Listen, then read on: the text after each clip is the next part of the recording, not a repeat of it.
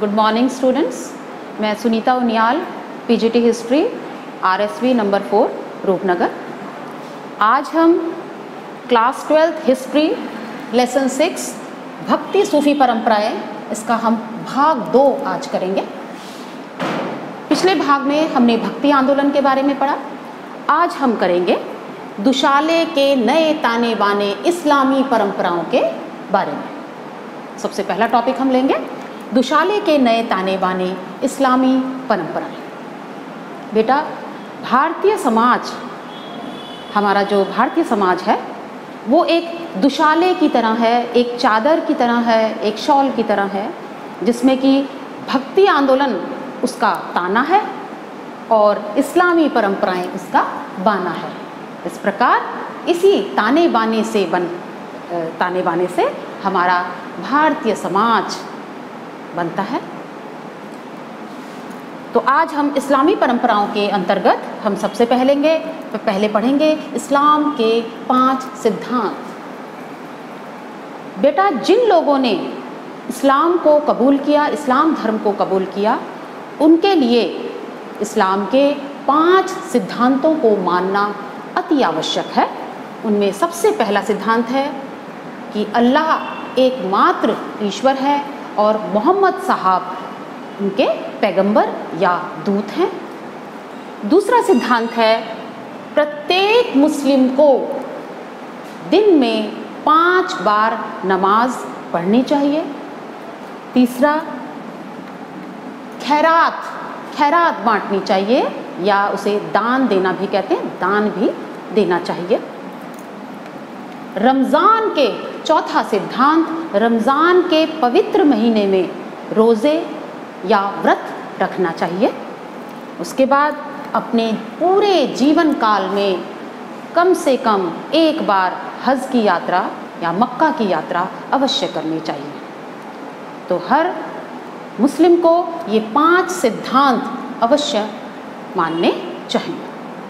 उसके बाद बेटा एक छोटा टॉपिक आता है कुरान शरीफ। कुरान शरीफ मुस्लिमों की धार्मिक पवित्र पुस्तक है जो अरबी भाषा में लिखी गई और उसमें 114 अध्याय हैं जो कि मोहम्मद पैगंबर साहब के संदेशों का संग्रह है। उसके बाद बेटा एक और शब्द आएगा उल्मा। उल्मा किसे कहते हैं?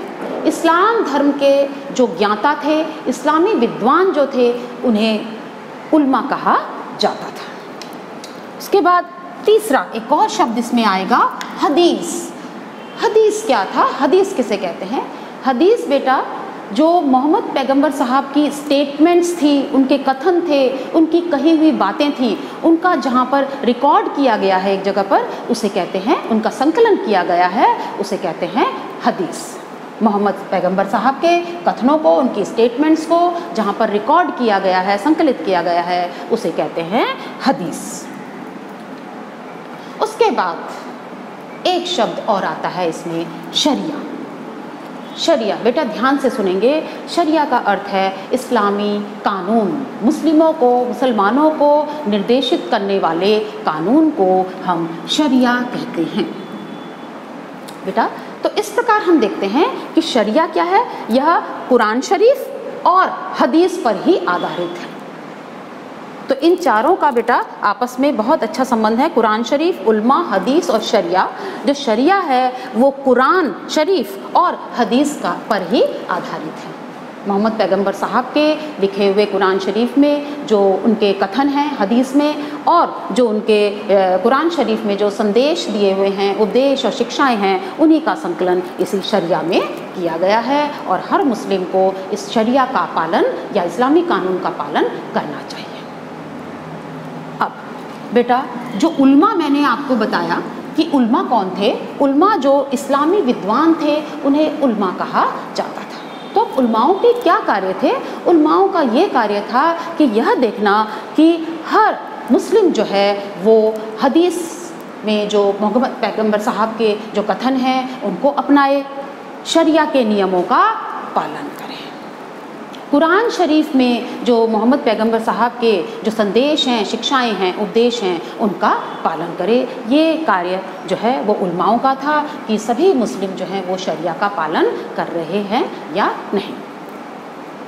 उसके बाद बेटा नेक्स्ट हमारा टॉपिक आता है मुस्लिम शासकों की लचीली नीति। मुस्लिम शासकों की लचीली नीति, इसके अंतर्गत हम 3 पॉइंट्स पढ़ेंगे, जजिया, जिम्मी और तीर्थ यात्रा कर। जजिया, जिम्मी और तीर्थ यात्रा कर, एक एक करके इनको लेंगे बेटा हम। जजिया, जजिया किसे कहते हैं?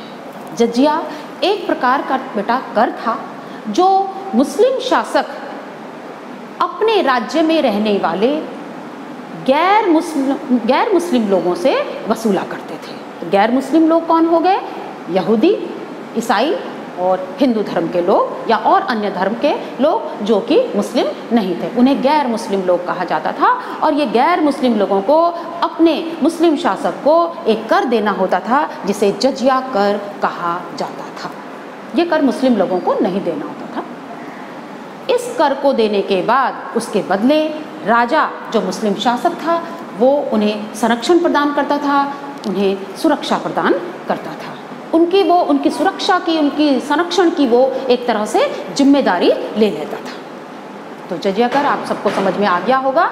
यह कर मुस्लिम शासकों के मुस्लिम राज्य में रहने वाले गैर मुस्लिम लोगों को देना होता था जो यहूदी, ईसाई या हिंदू धर्म के लोग थे। और उसके बदले में राजा जो है, शासक जो है, उन्हें सुरक्षा प्रदान करता था, उनकी सुरक्षा की जिम्मेदारी ले लेता था। उसके बाद नेक्स्ट शब्द आता है जिम्मी। बेटा जिम्मी लोग कौन थे? जिम्मी यही गैर मुस्लिम लोग थे जो मुस्लिम शासक को जजिया कर दिया करते थे और बदले में राजा उन्हें सुरक्षा और संरक्षण प्रदान करता था। उनके सुरक्षा और संरक्षण की वो जिम्मेदारी ले लेता था। जिम्मेदारी से ही शब्द बनता है जिम्मी। तो जिम्मी लोग भी कौन थे, इसके बारे में सबको क्लियर हो गया होगा बेटा। उसके बाद है नेक्स्ट तीर्थ यात्रा कर। बेटे ये तीनों ही बातें एक दूसरे से जुड़ी हुई हैं। तीर्थ यात्रा कर भी इन्हीं गैर मुस्लिम लोगों को अपने मुस्लिम शासक को देना होता था। उसके बदले में जो शासक था, मुस्लिम शासक, वो उन्हें ये स्वतंत्रता प्रदान करता था कि वे लोग अपने अपने धर्म का पालन स्वतंत्रता पूर्वक कर सकें। इसके लिए गैर मुस्लिम लोगों को एक तीर्थ यात्रा कर देना होता था। इस प्रकार मुस्लिम शासकों ने अन्य धर्मों के लोगों के प्रति एक लचीली नीति अपनाई जिससे कि वो अपने धर्म का नियमों का पालन कर सकें। उसके बाद बेटा एक बात और इसी में बता दूं आपको कि जो मुग़ल सम्राट अकबर था उसने 1563 में तीर्थ यात्रा कर और 1564 में उसने जजिया कर को समाप्त कर दिया। उसने जो है धार्मिक भेदभाव को ख़त्म किया। जो धार्मिक पक्षपात हुआ करता था उसे उसने ख़त्म किया। हालांकि उसके बाद जो औरंगज़ेब जैसे जो मुग़ल शासक आए उन्होंने इन तीर्थ यात्रा कर और जजिया कर को दोबारा लगा दिया। बेटा इसीलिए जो है अकबर को सबसे मुग़ल सम्राटों में सबसे महान शासक माना जाता है क्योंकि उसने धार्मिक भेदभाव को ख़त्म किया। उसके बाद बेटा 9th टॉपिक आता है मस्जिदों के स्थापत्य संबंधी तत्व। बेटे मस्जिद बनाते समय इस बात का कुछ सार्वभौमिक तत्व थे, यूनिवर्सल जो तत्व थे उनका बहुत ध्यान रखा जाता था। उसमें जैसे कि मस्जिद बनाते समय पहला ध्यान रखना कि उसमें खुला सहन हो, बड़ा आंगन, खुला आंगन हो। उसके अलावा प्रार्थना का जो आला होता था उसे मेहराब कहते थे, उसका मुँह मक्का की तरफ हो। इस बात का भी बहुत ध्यान रखा जाता था, मक्का की तरफ मेहराब का मुँह हो। तीसरा जो है उसमें जो छत है, मस्जिद की छत वो शिखर के आकार की हो, शिखर के आकार की, उसके ऊपर गुंबद भी जरूर होता था। उसके अलावा जो छज्जे थे जालीदार, नक्काशीदार, जो उसमें आगे छज्जा होता था वो नक्काशीदार और जालीदार होता था। और जो निर्माण का सामान, मस्जिदों में जो निर्माण का सामान था वो जो है ज़्यादातर ईंटों का प्रयोग होता था। तो पेपर में कई बार क्वेश्चन आ जाता है कि मस्जिदों के स्थापत्य संबंधी जो सार्वभौमिक तत्व हैं उनका उल्लेख कीजिए। 3 मार्क्स का है तो आपने इनमें से 3 पॉइंट्स लिखने हैं। नेक्स्ट बेटा हम आते हैं सूफी। नेक्स्ट टॉपिक हमारा आता है सूफी। बेटा सूफी कौन थे? सूफी संत हमारे आरंभिक इस्लाम में कुछ संतों का ऐसा समूह हुआ जो बहुत ही धार्मिक विचारों वाले थे। धार्मिक विचारों वाले संतों का समूह हुआ, उन्हें जो है सूफी कहा गया। इस्लाम धर्म के जो धार्मिक विचारों वाले लोग थे उनका एक समूह बन गया, उन्हें सूफी कहा जाता था। सूफीवाद की उनके अनेक मत थे, विचार, उनके धार्मिक विश्वास, उनकी विशेषताओं के बारे में हम पढ़ेंगे। सूफी संतों की, सूफी संतों ने कहा, उन्होंने भी भक्ति संतों की भांति एकेश्वरवाद पर बल दिया और बहुदेववाद का खंडन किया। उन्होंने भी कहा ईश्वर जो है वो एक है, अल्लाह एकमात्र ईश्वर है, ईश्वर एक है और हम सब उसकी संतान हैं। उसके अलावा उन्होंने भी भक्ति संतों की तरह ही गुरु को महत्व दिया। गुरु को उन्होंने बहुत महत्व दिया कि गुरु ही ईश्वर तक पहुंचने का मार्ग दिखाता है। इसके अलावा उन्होंने यह भी कहा, तीसरा पॉइंट, कि जो है भक्ति के द्वारा ही, ईश्वर के प्रति श्रद्धा और भक्ति के द्वारा ही हम ईश्वर की प्राप्ति कर सकते हैं। उन्होंने मानवता की सेवा करने को ही ईश्वर की सच्ची भक्ति कहा। उन्होंने भाईचारा, प्रेम, अहिंसा आदि पर बहुत बल दिया। उन्होंने कहा सभी धर्म समान है, कोई धर्म ऊंचा या नीचा नहीं है। जाति प्रथा का भी विरोध किया और उन्होंने कहा कि कोई भी व्यक्ति जन्म से ऊंचा या नीचा नहीं होता, अपने कर्मों से वह ऊंचा या नीचा होता है।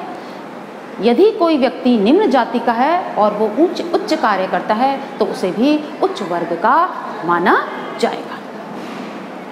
और एक और बात उन्होंने बताई कि जीवन का अंतिम लक्ष्य मोक्ष की प्राप्ति है, ईश्वर की प्राप्ति है। तो बेटा इस प्रकार हम देखते हैं, जैसा कि हमने अपनी पिछली क्लास में पढ़ा, कि जो भक्ति आंदोलन के संत थे उन्होंने भी यही बातें बताई और सूफी संतों ने भी यही बातें बताई। तो दोनों के विचारों में, विश्वासों में बहुत मेल है, दोनों बहुत मेल खाते हैं। चाहे वो सूफी संत इस्लाम धर्म के थे, चाहे हिंदू धर्म के भक्ति संत थे, दोनों के ही विचार बिल्कुल एक समान थे। उसके बाद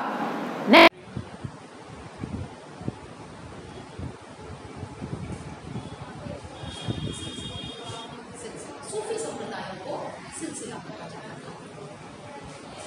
4 प्रमुख सिलसिले जो भारत में लोकप्रिय वे थे चिश्ती सिलसिला, सुहरावर्दी सिलसिला, नक्शबंदी सिलसिला और कादरी सिलसिला। इन चारों में भी जो सबसे लोकप्रिय हुआ वो था चिश्ती सिलसिला।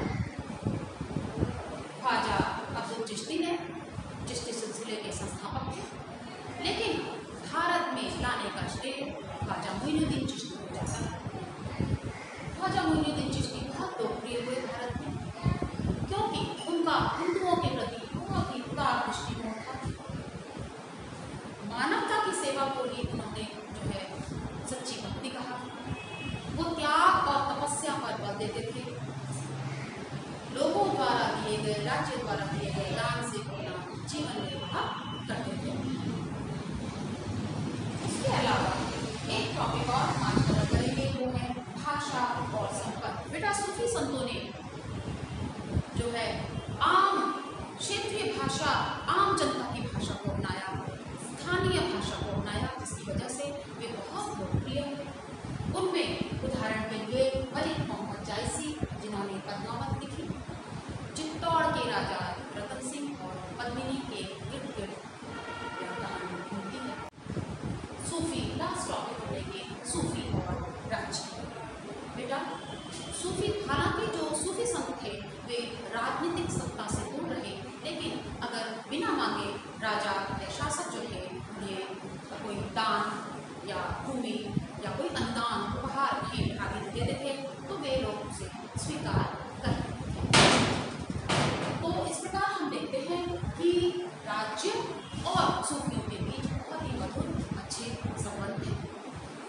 शासक उन्हें मस्जिद बनाने के लिए, खानका बनाने के लिए भूमि भी अनुदान भी दिया करते थे और जो भूमि कर मुक्त थे।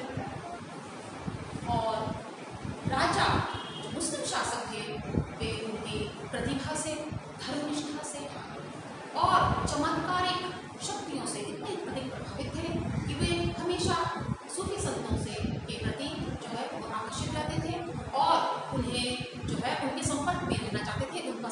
प्राप्त करना चाहिए।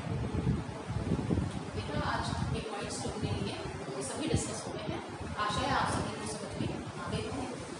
कुछ असाइनमेंट्स के मैं 2 या 3 क्वेश्चंस आपको देती हूँ।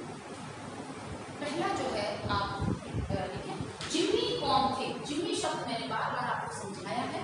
पहला क्वेश्चन आप इसमें लिख लेंगे, जिम्मी कौन थे? जिम्मी कौन थे?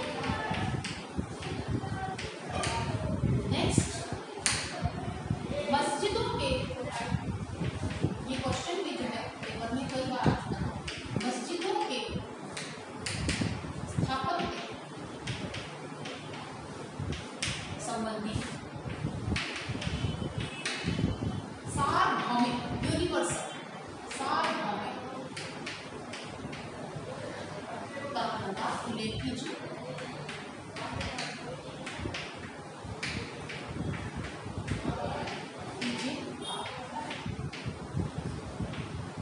लास्ट है, खानकाहा, खानकाहा सामाजिक जीवन के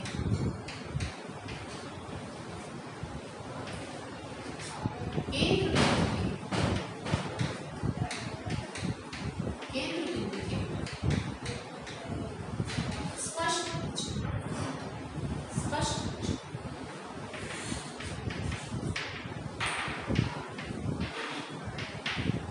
बेटा सभी बच्चे ये असाइनमेंट करेंगे और आशा है आज जो हमने टॉपिक भक्ति सूफी परंपराएं चैप्टर